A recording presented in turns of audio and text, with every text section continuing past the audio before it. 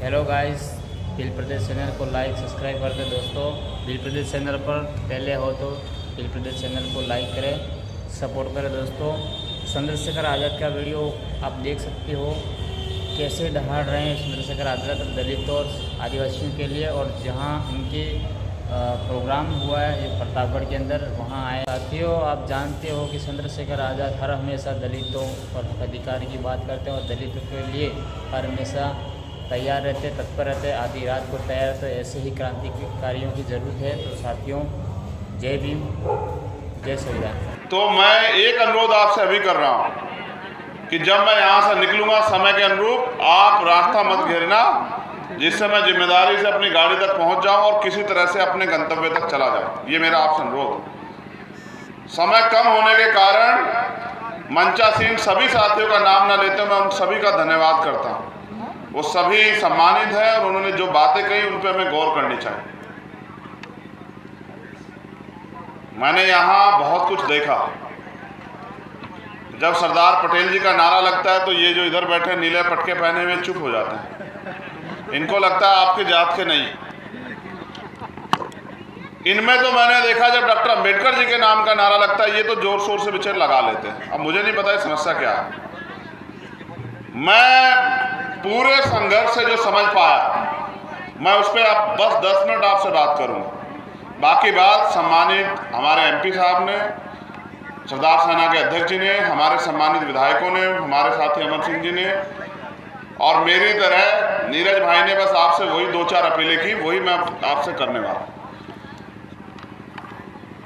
बहुजन समाज में जो समय समय पे संत गुरु महापुरुष जन्मे मैं उनको सबको नमन करते हुए, क्योंकि ये सरदार पटेल, महाराज सिंह भारती, भगवान बिरसा मुंडा और चौथे जो महापुरुष हैं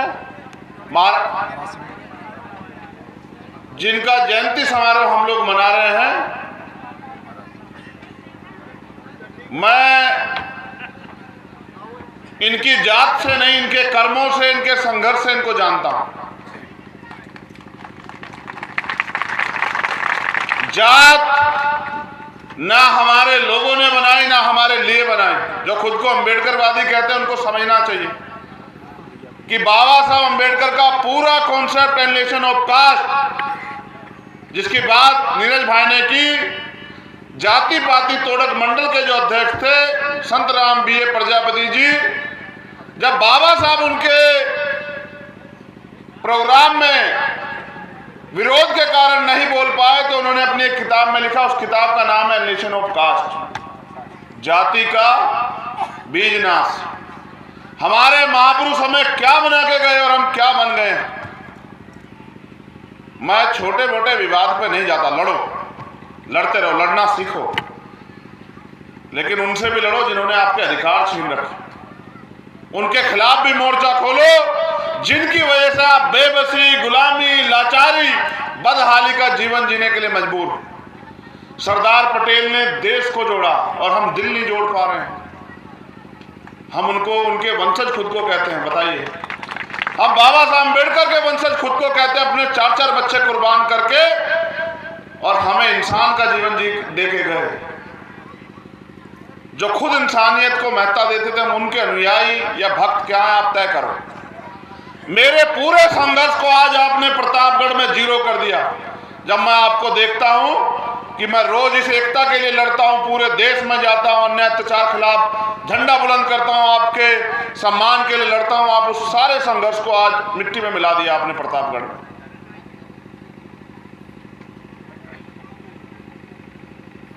मैं अपना दर्द आपसे नहीं कहूं तो किससे कहूं, बताओ। यहां सम्मानित हमारे माताएं बहनें बैठी हुई हैं, बुजुर्ग बैठे हैं, नौजवान साथी बैठे हैं।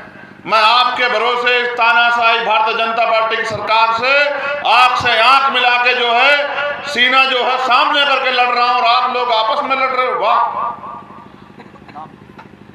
फूलों की नहीं जूतों की माला भेंट कीजिए हम सब लोगों को, क्योंकि हम आपको एक करने के लिए लड़ रहे हैं और आप एक होना नहीं चाहते। आपकी एकता के लिए बाबा साहब अम्बेडकर कह के गए कि दलित पिछड़े वर्ग के लोग अगर एकजुट हो जाएं, जो भाषण उनका लखनऊ में जिस व्यक्ति का नाम उन्होंने लिया,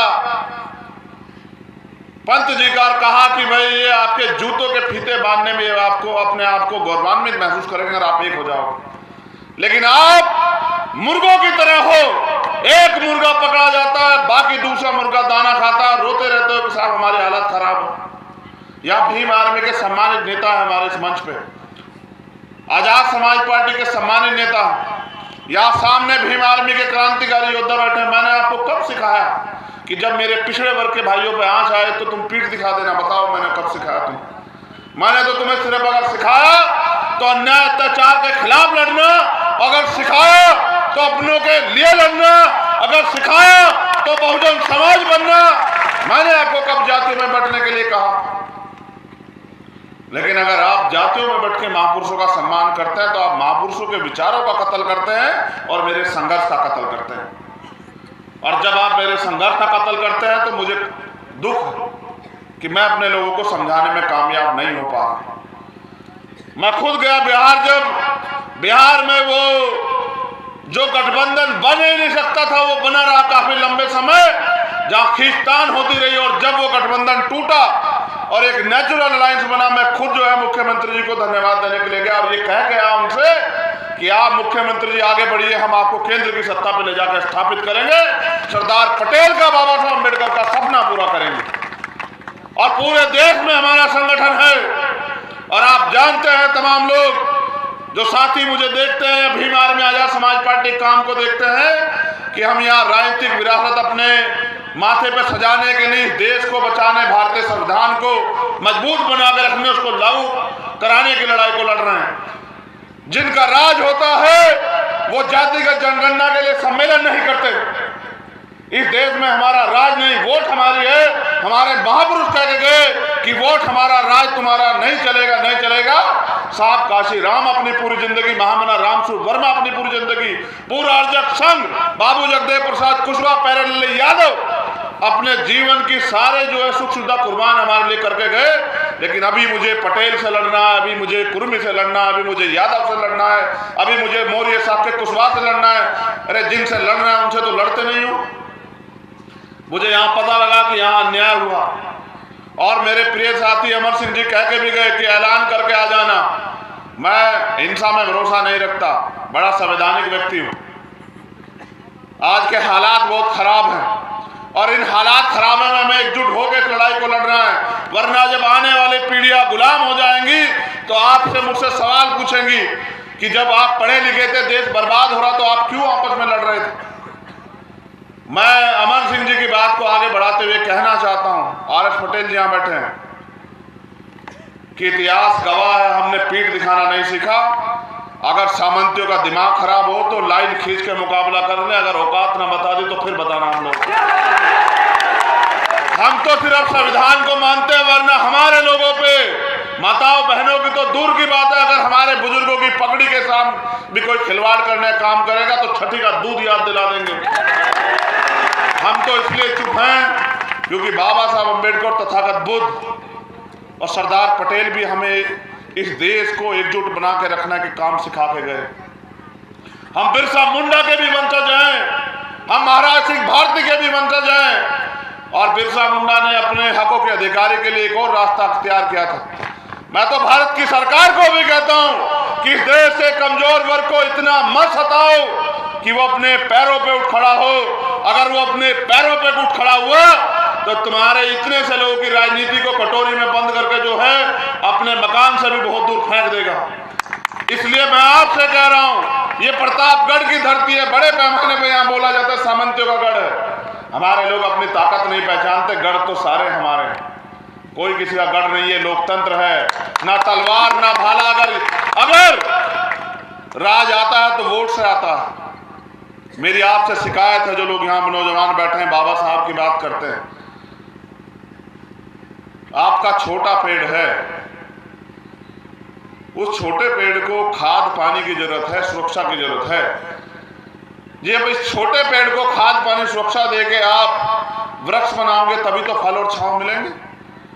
आज इस छोटे पेड़ को आपकी जरूरत कि आप इसके लिए दिन रात मेहनत करें और इन सामंतवादी, पूंजीपतिवादी, जो मनुवादी सरकारें यहाँ बैठी है, उनका मुंह तोड़ जवाब देने के लिए तैयार हो जाओ। क्या लगाना चाहते हो यहाँ? बाबा साहब का बोर्ड, सरदार पटेल साहब का बोर्ड, उनके विचारों पर मतलब चलना। जब सरदार पटेल और बाबा साहब अम्बेडकर एक दूसरे को समझते थे और एक दूसरे को आगे बढ़ाने के लिए कंधे से कंधा मिला के लड़ रहे थे, तो उनके वंशज यहाँ किस बात की लड़ाई लड़ रहे हैं? तमाशा मत बनाओ कि दो लोग तुम्हारा तमाशा देखें और मजाक बनाएं और हंसें और तालियां बजाएं कि देखो हमने इनको गुलाम बना के रखा और गुलाम आपस में लड़ रहे हैं। आपकी जिम्मेदारी ये है कि मिलके उनसे लड़ो जिन्होंने आपके अधिकार छीन रखे हैं। मैं आदरणीय एमपी साहब से वादा करता हूं कि आपको सर्वप्रथम आपको और आपकी सरकार को ये बधाई कि आप जातिगत जनगणना करा रहे हैं बिहार में। ये बड़ा ऐतिहासिक कदम है और ये होना भी चाहिए। आपसे तो उम्मीद की जा सकती है, लेकिन मैं फिर आपसे कह रहा हूं कि आप इस आंदोलन को तैयार करके आवाज दो। भीम आर्मी का के कार्यकर्ता जो है जातिगत जनगणना हो इस आंदोलन के लिए अपने प्राणों का बलिदान देने से भी पीछे नहीं हटेगा। मेरा ये वादा है आप लोगों को। ये लड़ाई इस देश में शोषितों को शासक बनाने की लड़ाई है और मेरे कंधों पे बड़ी जिम्मेदारी। आज मैं यहाँ अगर खड़ा हूं तो आप लोगों की देन है, लेकिन मैं आपसे पूछता हूं कि मुझसे क्या उम्मीद करते हो कि ये फाइलें मेरे हाथ में पकड़ाते रहो और मैं अधिकारियों को फोन करता रहूं? ये लोकतंत्र है, आपके हाथ में ताकत है। आपको तय करना है कि आपको आर.के. वर्मा चाहिए या वो सामंती चाहिए जो आपकी बहन बेटियों की तरफ गलत निगाह से देखना है। आपके फैसला ही आपको आज लेना पड़ेगा। किन के लिए तालियां बजाते हैं? 69,000 शिक्षक भर्ती होती है, 18,000 पद खा जाते हैं और तमाम नेता चुप रहते हैं, दलित पिछड़ों के अधिकार छिन जाते हैं। आज चिन्हित करके माइनॉरिटी के लोगों पे जो है बुलडोजर चलाया जाता है और सब लोग चुप है। जब तक आप निकम्मे नेताओं का साथ दोगे, जब तक आप जाति देख के साथ दोगे, तब तक मैं गारंटी से देता हूं कि ना बाबा साहब अम्बेडकर का सपना पूरा होगा, ना सरदार पटेल का सपना पूरा होगा। और अगर ये दो महापुरुषों को मानने वाले लोग एकजुट हो जाए तो मैं गारंटी देता हूं कि सिर्फ उत्तर प्रदेश का नहीं, भारत का भूगोल बदलेगा। मैं ये प्रयास करूंगा कि 2024 में संभव। मैं फिर एमपी साहब से कहता हूं कि कहिए, करे ऐलान बिहार के आदरणीय मुख्यमंत्री, हम देंगे सामंत शाही सरकार को जवाब और भेजेंगे उनको दिल्ली। वो करें ऐलान, हम सब लोग उनका साथ देने के लिए साथ है। हाथ उठा के बताओ, साथ दोगे नहीं दोगे बताओ। उनके कार्यों की वजह से लोग उनसे बहुत प्यार करते हैं, मैं भी उनका दिल से सम्मान करता हूं। वो गलत पाले में थे तो उनके से विरोध भी दर्ज कराता, ये लोकतंत्र है। लेकिन मैं आपसे उम्मीद करता हूं प्रतापगढ़ के लोगों, अगर वास्तविकता में इस लड़ाई को लड़ना, सरदार सेना के लोगों, भीम आर्मी के लोगों, अगर इस लड़ाई को लड़ना है तो एक दूसरे के हाथ पकड़ो, टांग मत पकड़ो। आपकी एकता ही हमें ताकतवर बना सकती है, वरना फिर एक मरेगा, दूसरा तमाशा देगा, फिर दूसरा मरेगा, तीसरा तमाशा देगा। ये खेल चलता रहेगा। आज बेरोजगारी, महंगाई, भ्रष्टाचार, तमाम सब चीजें जो है चल रही हैं, क्योंकि सब सत्ता के बदौलत। आपके आने वाली पीढ़ियों का इस देश में क्या होगा? संविधान की रक्षा की बात करते हो, संविधान की रक्षा संसद से होगी और ये मौका 2024 में आपके पास आ रहा है और आपको तय करना है कि आपको आर.एस. पटेल चाहिए या पटेल के नाम पर जो ठेंगा दिखाने वाले लोग हैं वो चाहिए। ये आपको तय करना है। एक तरफ वो लोग हैं जो लड़ना चाहते हैं और एक तरफ वो लोग हैं। देखो, मीडिया तो पूरे देश में बहुत सारा, नहीं पटेल को ही क्यों प्यार करते हो बताओ? ये तो YouTube से चलाते हैं, आप पे तो टीवी वाला मीडिया, फिर नहीं पटेल को क्यों प्यार करते हो? उसका कारण मात्र एक है कि जो लड़ रहा है उसका साथ दो। और मैं धन्यवाद देता हूं यहाँ की सरदार सेना की टीम का कि उन्होंने मुझे अवसर दिया, लेकिन इस अवसर को एक दिन में नहीं छोड़ना, इस अवसर को आखिरी पायदान तक लेके जाना और तब तक लड़ना है जब तक या तो हम, जैसे हमारे यहाँ कहते हैं भीम आर्मी के लोग, विजय या वीर गति, क्या तो हम जीत नहीं जाते या फिर हमें जो है बलिदान प्राप्त नहीं हो जाता, तब तक हमें लड़ना है। और हमारी लड़ाई उस विचार से है जो इस देश में कमजोर वर्ग के लोगों को अधिकारों से वंचित रखना चाहता है। इसलिए मैं आपसे अपील करता हूँ, पुनः मंच का धन्यवाद और मेरे भीम आर्मी के वीर सिपाहियों का, आजाद सरदार सेना के वीर सिपाहियों का बहुत बहुत धन्यवाद। लेकिन याद रखो, इतिहास आपसे सवाल करेगा। कि जब इस देश को बर्बाद करने के लिए भारतीय जनता पार्टी के लोग घूम रहे थे और थोड़े थोड़े अवसर देके आपको लूटने काम कर रहे थे, तब भीम आर्मी सरदार सेना के लोग क्या कर रहे हैं? अगर तुम आपस में नहीं एकजुट हो पा रहे हो तो फिर क्यों उम्मीद करते हो कि समाज एकजुट हो जाए? तुम तो अग्रणी हो ना, जो लोग टोपी लगाए, नीला गमछा पहने, आप तो नेता हो ना समाज के। अगर आप एकजुट नहीं हो तो समाज कैसे एकजुट हो जाएगा बताओ? और आप एकजुट नहीं होंगे, जो लोग विचारक हैं, प्रतिभावान हैं, लड़ना चाहते हैं, घर बार छोड़ के संघर्ष कर रहे हैं, वो एकजुट नहीं होंगे, तो आप बताओ। सरदार पटेल का एहसान है और मैं वादा करता हूँ, मैं खुद सरदार पटेल का वंशज हूँ। जब मैंने उनको जाना पढ़ा तब मुझे एहसास हुआ कितनी गंभीरता थी। वो चाहते तो हट कर जाते कि प्रधानमंत्री बने, लेकिन उनका त्याग इस देश के प्रति था, इसलिए हम उनको याद कर रहे हैं। और हम जयंती समारोह किनका मना रहे हैं? जिन्होंने अपने लिए नहीं, समाज के लिए जिए, देश के लिए जिए। आप अपने लिए जीने वालों को कौन याद रखता है बताओ? तो एहसान फरामोश समाज और व्यक्ति, देश पे कलंक होता है, समाज पे भी कलंक होता है। आप कलंक मत बनो। मैंने आपको लड़ना सिखाया, हर होने वाले अन्याय के खिलाफ लड़ो, और किसी भी बहन, कोई भी माँ, किसी भी जाति को उसका अपमान हो तो उसकी ढाल बन के लड़ो, ये आपकी ताकत है। यही सिखाया हमें बाबा साहब अम्बेडकर ने। तो बहुत बहुत धन्यवाद। क्योंकि मेरा समय हो गया, मैं निवेदन करूँगा ये वाला रास्ता खाली कर दो। देखो भाई, मैं सिपाही हूँ, मैं भाग के चला जाऊंगा, आप रास्ता खाली कर दो। मंचासीन सभी साथियों का धन्यवाद। जय भीम, जय भारत, जय मंडल, जय संविधान, जय सरदार। हमारी एकता जिंदाबाद, जिंदाबाद जिंदाबाद, बहुजन एकता जिंदाबाद, जिंदाबाद जिंदाबाद, बहुजन एकता जिंदाबाद, जिंदाबाद जिंदाबाद। मैं यहाँ आपसे कह रहा हूँ एकजुट हो जाओ। ये मेरा पैर हिला रहा है कि फोटो खिंचवा दो। फोटोओं से कोई लड़ाई नहीं जीती जाएगी। आप मैदान में उतरो, लड़ेंगे भी, जीतेंगे भी और महापुरुषों का सपना पूरा करेंगे। प्रतापगढ़ के और यहाँ के आसपास के सभी साथियों का भीम आर्मी के धन्यवाद। नीरज भाई।